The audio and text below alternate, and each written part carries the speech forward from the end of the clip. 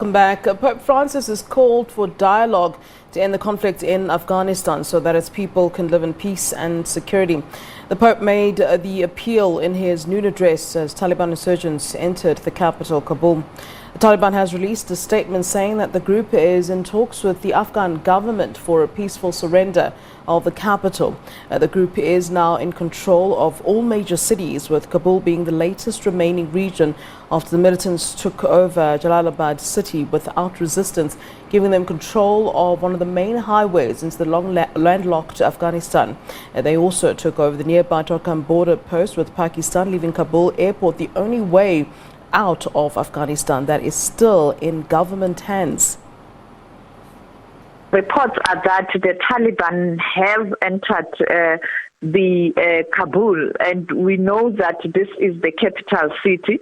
The president of Afghanistan still in denial, saying things are under control, but indicating that this is a dangerous situation. But they recently conquered the other important cities such as Kandahar. So it's no surprise that they are currently at the gates of Kabul. And we are told that there are negotiations with the American forces and the American administration about how to evacuate the American citizens and those Afghan citizens who are working at the U.S. Embassy and some of the international members or community members who are in Afghanistan. The U.S. helicopters have arrived and they are evacuating their citizens and those who are at the embassy. And the United States of America on Friday pleaded with the Taliban not to attack the U.S. embassy because it was going to lead to casualty of many people who are currently seeking shelter at the U.S. embassy. And we are told that America has promised that by Tuesday it would have evacuated all its citizens. And now also reports that the Taliban themselves are saying that they are now negotiating a peaceful transfer of power with the authorities in Afghanistan, and that will avoid the bloodshed in that country.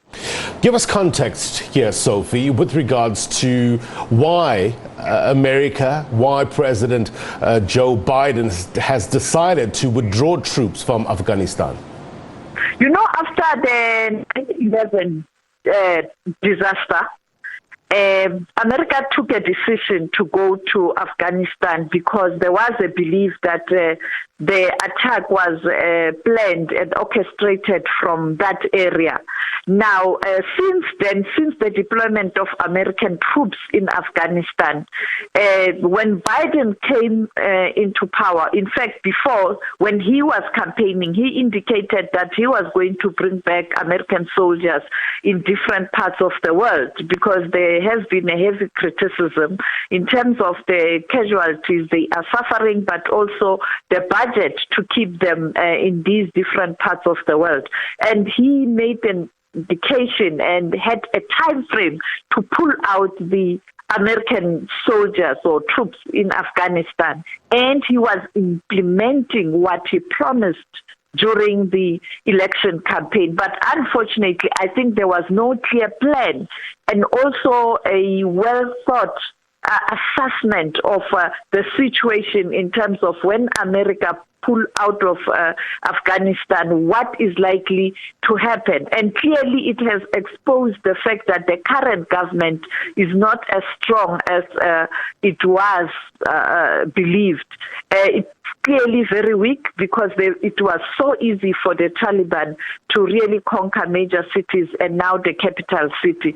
And we saw yesterday the United Nations Secretary General Antonio Guterres calling the international community to come up with the solution and pleading with the Taliban not to engage in a heavy fight where there will be a loss of life. Well, earlier on, we were joined by former SABC News International correspondent Makhosini Mgitywa. The United States joins other empires that have failed in Afghanistan. The Roman Empire failed in Afghanistan. The great Alexander once said, had a saying that says, Lord, help us, save us from the venom of the cobra, the teeth of the tiger, and the vengeance of the Afghan. The Soviet Union tried in the 80s, and they failed also. They had to leave. So America is following on those footsteps. That's because Afghanistan is a very difficult terrain, one of the most inhospitable places you'll find on earth. But however, it does have oil and it does have gas, and also it is of strategic value because it connects India with Central Asia, and also it is used as a proxy in the war between India and Pakistan, two nuclear powers.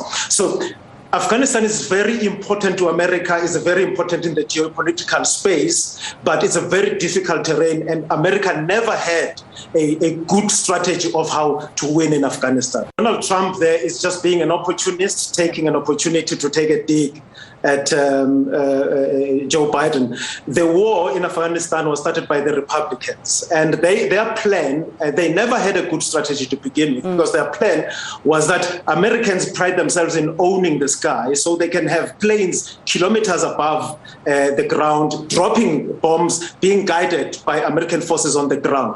Now, that's difficult. That's different to having soldiers, a whole army, being on the ground and fighting on the ground. So they always relied on these warlords that they were using. They always relied on the other militia, tribal leaders that they have been working with. So they never had a good strategy that if they remove the Taliban, what are they going to do beyond putting a friendly regime like the one that they had immediately after they occupied Afghanistan.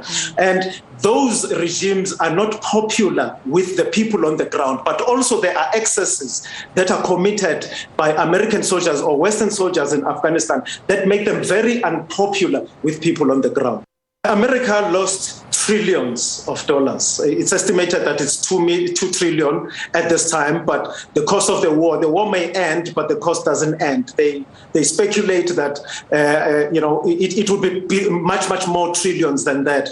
And also it is important to remember that one of the reasons America could have gone there in the first place is because Afghanistan is of strategic value, and we do not know if there was an audit of oil that was available, crude oil that was available on the ground, and what crude oil is available now. I don't think that America would have gone into that war without taking any oil if they had access to it. So it could be that they benefited in terms of oil, but I think generally, overall, they lost a lot of money and they lost a lot of lives in Afghanistan.